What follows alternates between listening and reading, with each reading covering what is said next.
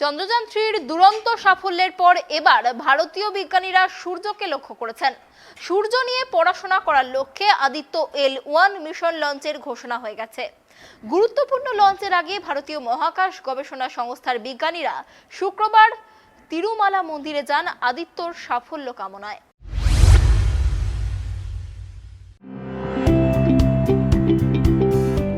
উপগ্রহ অভিযানে সাফল্য মিলেছে। এবার নিকটতম নক্ষত্র সম্পর্কে আরও জ্ঞানার্জনের লক্ষ্যে সৌরযান পাঠাচ্ছে ভারত।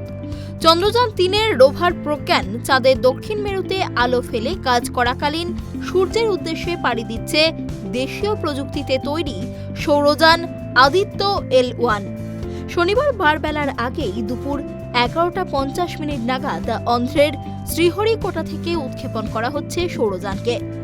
পৃথিবীর মাধ্যাকর্ষণ কাটিয়ে সূর্য থেকে 15 লক্ষ কিলোমিটার দূর থেকে নক্ষত্রের খুঁটিনাটি দেখবে ভারতের তৈরি এই যান।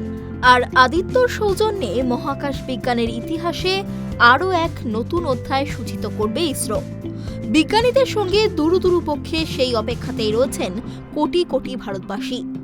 প্রত্যেক গুরুত্বপূর্ণ অভিযানের আগেই ইসরোর বিজ্ঞানীরা মন্দিরে পুজো দিয়ে থাকেন। এটাই ভারতীয় মহাকাশ গবেষণা কেন্দ্রের রীতি। এবারও তার ব্যতিক্রম হল না। ইসরোর প্রধান এস সোমনাথ তিরুপতির চেঙ্গালাম্মা পরমেশ্বরী মন্দিরে পুজো দিতে গেলেন। কপালে চন্দনের ফোঁটা, মাথায় আশীর্বাদী ফুল, গলায় মালা পরে দেখা গেল তাকে। মন্দির থেকে বেরিয়ে সাংবাদিকদের মুখোমুখি হয়ে জানালেন আদিত্যর সম্ভাব্য কীর্তির কথা। তার কথায়, আদিত্য L1 খুবই গুরুত্বপূর্ণ প্রজেক্ট আমাদের কাছে। সূর্য সম্পর্কে অজ্ঞাত তথ্য আমাদের কাছে তুলে ধরবে।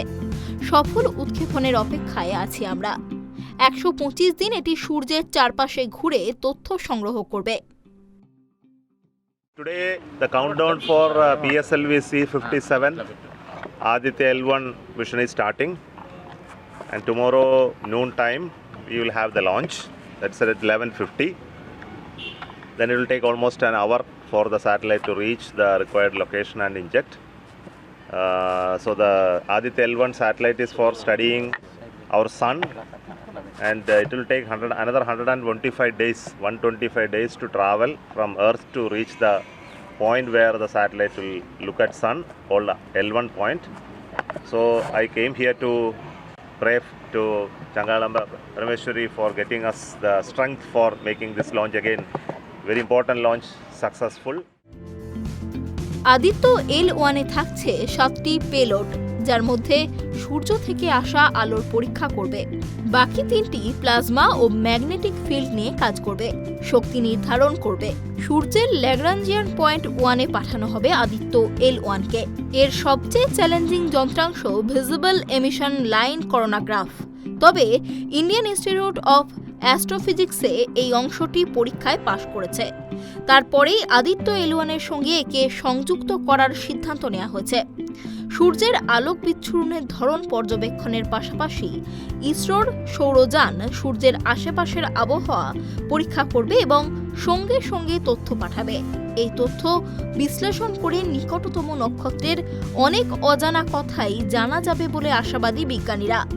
এখন অপেক্ষা আদিত্যর সফল উৎক্ষেপণ ও নির্দিষ্ট গন্তব্যে পৌঁছানোর। Bureau report, tribe TV.